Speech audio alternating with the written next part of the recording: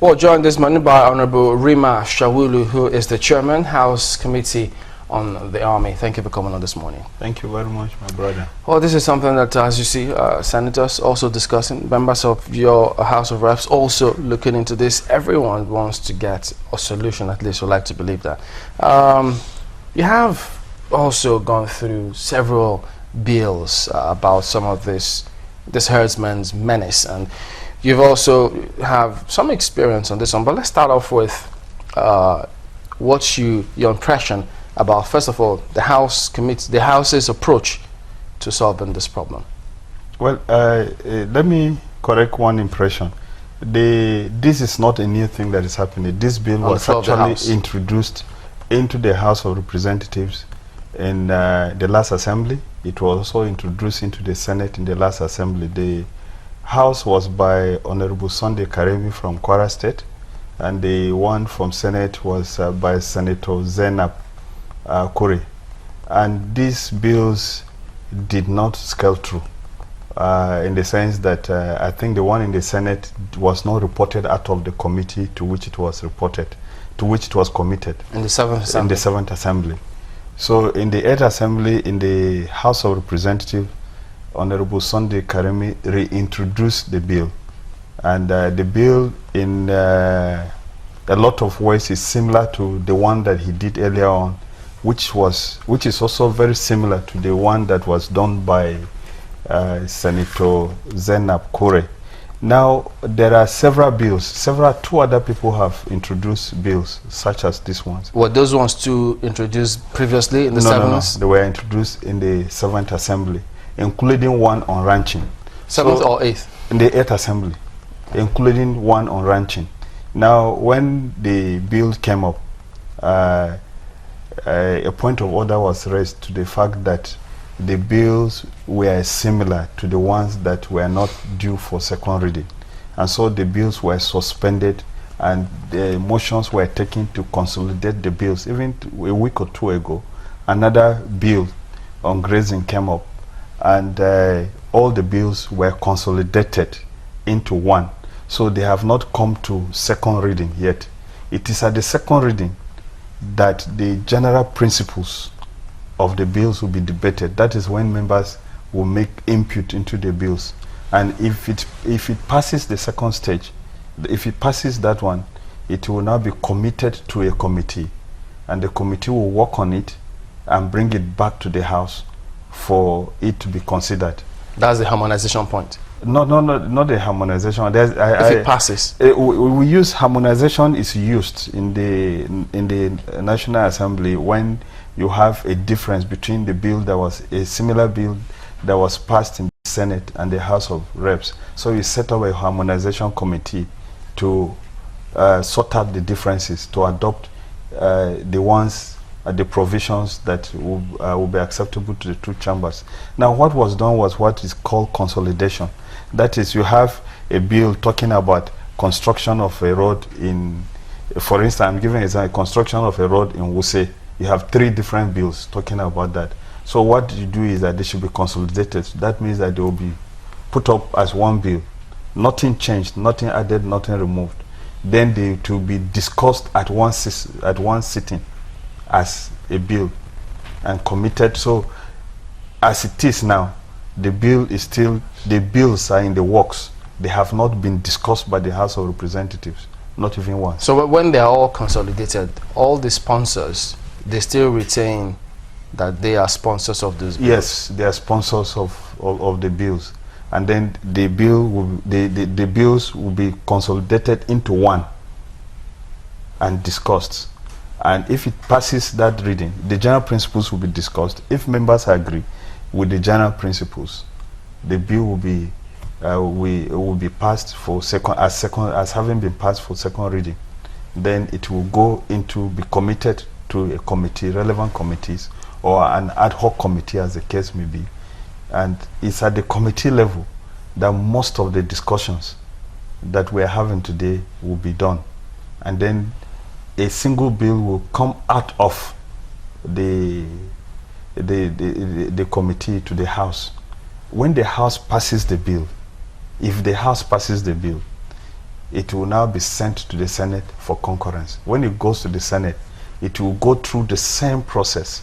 First reading is just reading the title. Second reading will be when the general principles will be discussed. Then the Senate will commit it as well to a committee. The committee may report it out, the committee may not report it out. Once it is reported out of the committee and it is passed, a conference committee will be set up to harmonize. At what point would they come up with a public hearing? Yeah, at the committee level. It looks a long journey. Yes, it's a long journey. Bills are not done in a hurry, and they are not what you take today, except the Appropriation Act. The Appropriation Bill or money bills take faster track. There are things that you can because start even though we have for and against this bill, we still understand the exigency of the bill, whether it's skills true or not. So can't it have that speedy attention? No, when you have, let me tell you my position about the bill. I said this is not a new bill. It's a controversial bill that seeks to solve a problem, which in my opinion, it cannot solve. All of them? No, none of the problems. And none of the bills proposed? No, none of them. Tell us why. None of them, in my opinion, should see the light of the day, because they will not solve any problem. They'll compound the problems that we have in this country. Let's start from the beginning. Now, first of all, you are talking about having grazing reserves, setting aside land. Let me ask you, sir, which land in Nigeria is a virgin land that does not belong to any person or to any family or to any group? You can't find, nowhere. Secondly, most of the conflicts that we've had in the country that have recorded so very high killings, until the recent spike in the killings by so-called herdsmen, because there's no study that shows that they're actually by herdsmen, communal clashes. What are the communal clashes over? They are over land. People have been fighting and killing themselves, destroying themselves over the years, over land. Now you want to expropriate land, take a certain percentage of land, like the bill that was proposed by Senator Zainab, proposes that a certain percentage of land should be taken in all parts of the country and reserved for people for grazing. Now, the question you ask immediately is, what economic activity is the grazing is cattle riding? Cattle riding, sorry to say, put it this way, is an economic activity. The people that are doing poultry farm are engaged in economic activity.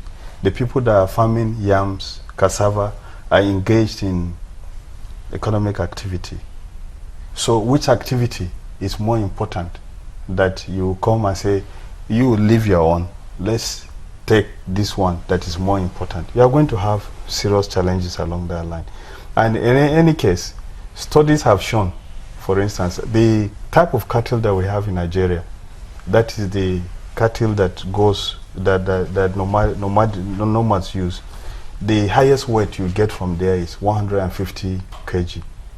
And that does not, we are told that we have about 12 to 16 million cattle heads in Nigeria. Now, we still import all the cheese that we need in the country. We still import all the milk that we use in the country. So, the only thing that we get from those cattle is beef, protein. Protein, just getting that protein alone is not sufficient. It's not sufficient reason to remove other economic activities, my own opinion.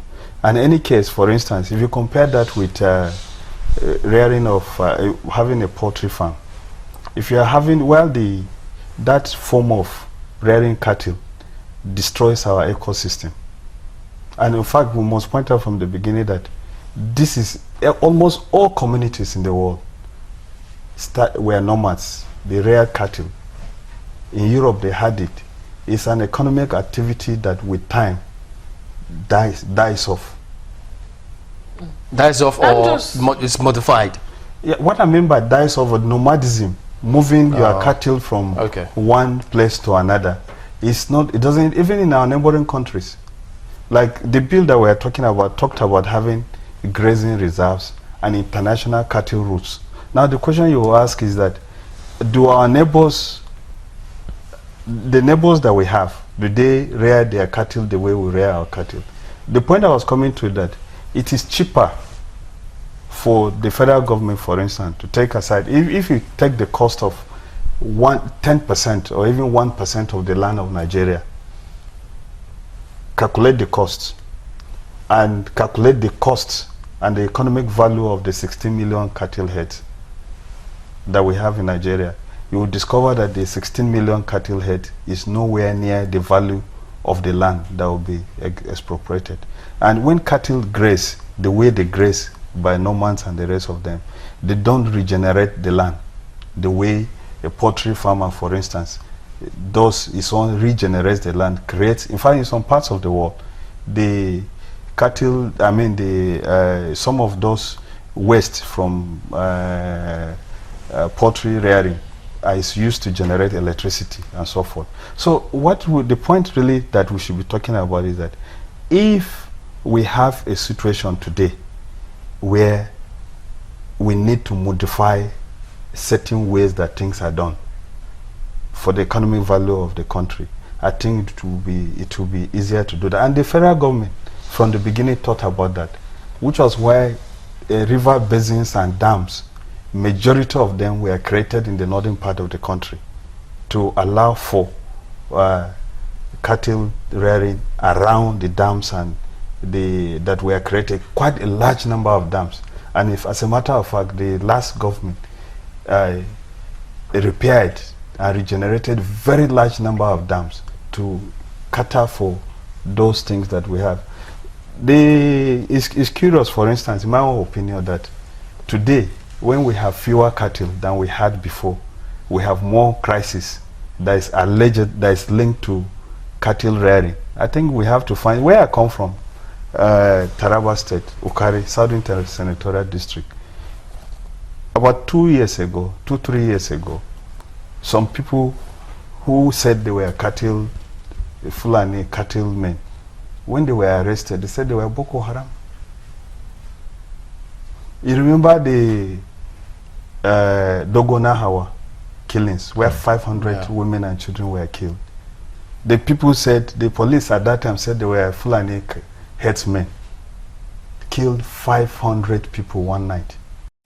I don't believe that. I think they're just giving the Fulani a bad name. I don't believe that, in my own opinion.